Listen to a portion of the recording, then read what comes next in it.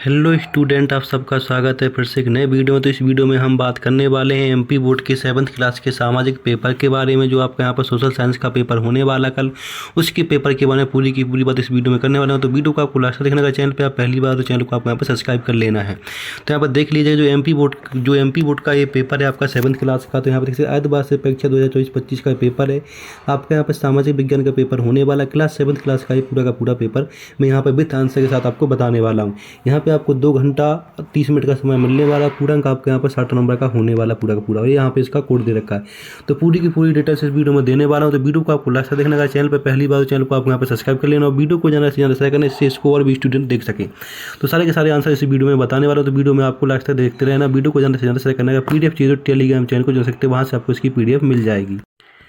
तो यहाँ पे हम बात करने वाले हैं सबसे पहले प्रश्न की, जो यहाँ पे आपसे पहला प्रश्न पूछा गया है, जिसमें आप देख सकते हैं इसमें पहला प्रश्न पूछा गया है आपसे बहु विकल्पीय प्रश्न पूछे गए, जिसके अंदर आपको 1 से 5 तक के प्रश्न दिए गए, जिसमें आपको टोटल नंबर एक नंबर के प्रश्न यहाँ पे मिलने वाले। तो यहाँ पे आप देख सकते हैं इसके अंदर पहला यहाँ पर देख सकते निर्देश दिया है, प्रश्न को पढ़कर नीचे दिए गए विकल्पों में से सही विकल्प चुनकर उत्तर आपको यहाँ पर देना है। तो पहला प्रश्न पूछा गया, इसके अंदर देख सकते हैं पहला प्रश्न पूछा गया इसके अंदर, मध्य युग में किसी गांव में आने वाला अनजान व्यक्ति जो उस समाज या संस्कृति का नहीं है, उसको क्या कहते हैं? विदेशी, देशी, ग्रामवासी या वनवासी। तो इसमें आपका क्या आंसर आ जाएगा? विदेशी कहते हैं।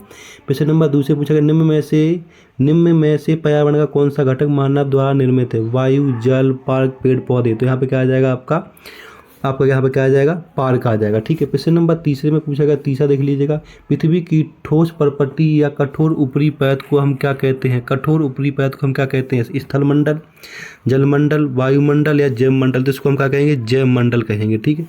प्रश्न नंबर 4 पूछा गया कि इनमें से कौन सा स्कूल में मध्याह्न भोजन व्यवस्था का उद्देश्य नहीं है? बच्चों को स्कूल में नियमितता, दूसरा बच्चों की स्कूल में उपस्थिति में वृद्धि, बच्चों को पोषण आहार उपलब्ध कराना, या सभी को रोजगार उपलब्ध कराना। सभी को रोजगार उपलब्ध कराना मध्याह्न भोजन व्यवस्था का। तो ये आपका यहाँ पे गलत हो जाएगा। ठीक है। बाकी सारे के सारे इसके उद्देश्य हैं।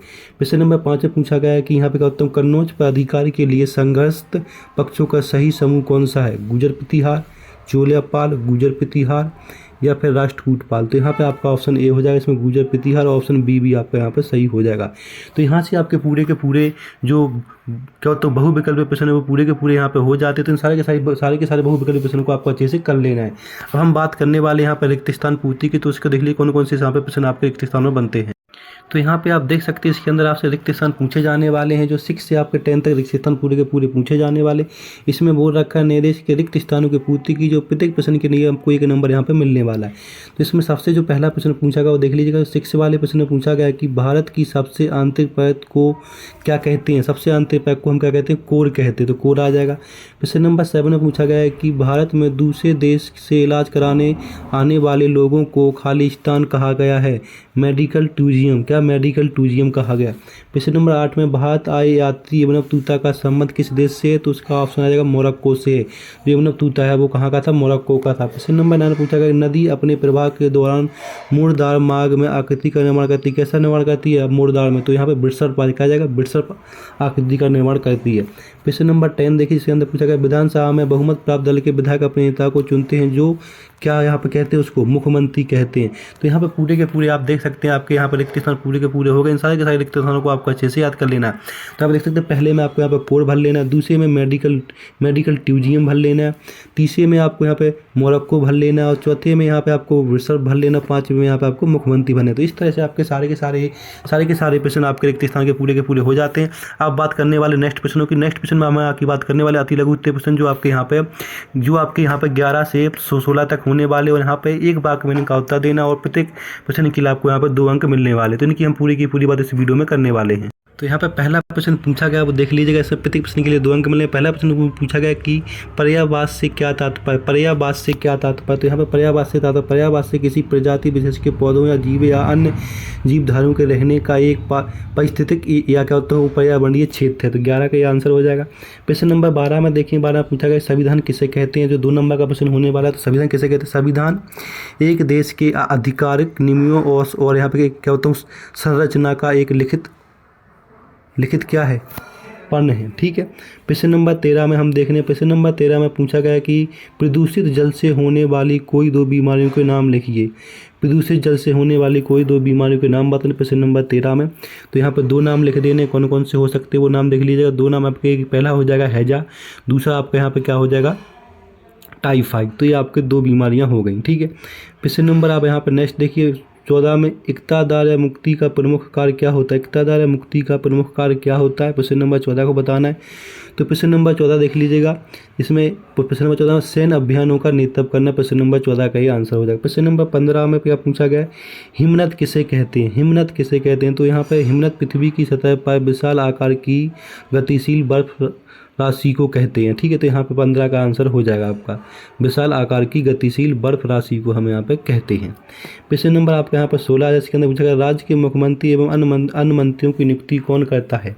तो यहाँ पे अन्य मंत्रियों की नियुक्ति कौन करता है, यहाँ पे आप 16 का आंसर हो जाएगा राज्यपाल। क्या आ जाएगा यहाँ पे, तो यहाँ पे आपको कौन में लिख देना, राज्यपाल करता है। तो इस तरह से आपके अति लघु उत्तर प्रश्न पूरे के पूरे होते हैं। अब नेक्स्ट प्रश्न की हम बात करने वाले हैं, तो पूरे के पूरे अति लघु उत्तर प्रश्न आपको कर लेने हैं। नेक्स्ट प्रश्न आपके यहाँ पे बनते हैं लघु उत्तर प्रश्न, जो आपके यहाँ पे 17 से 22 तक होने वाले हैं।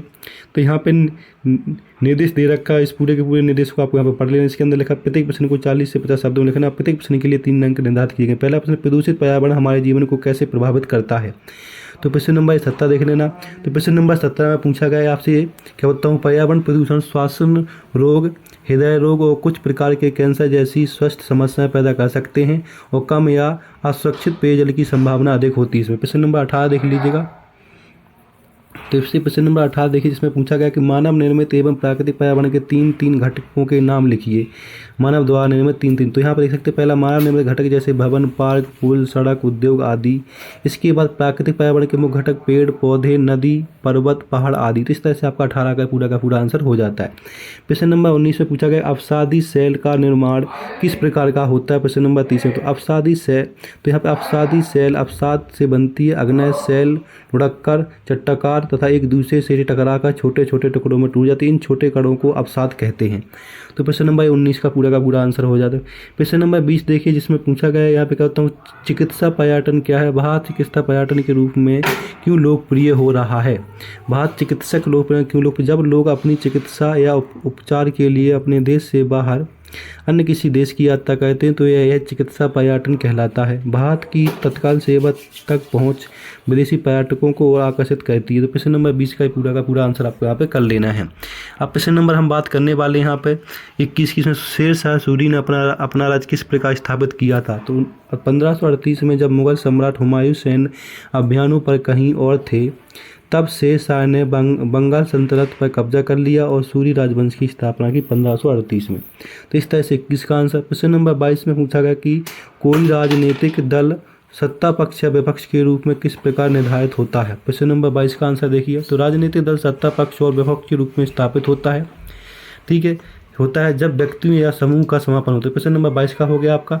अब हम बात करने वाले हैं दीर्घ उत्तरीय प्रश्नों की, जो आपके 23 से 26 तक होने वाले। इनको 75 से 100 शब्दों में लिखना होता है। प्रत्येक प्रश्न के लिए 5 अंक निर्धारित किए गए यहाँ पे।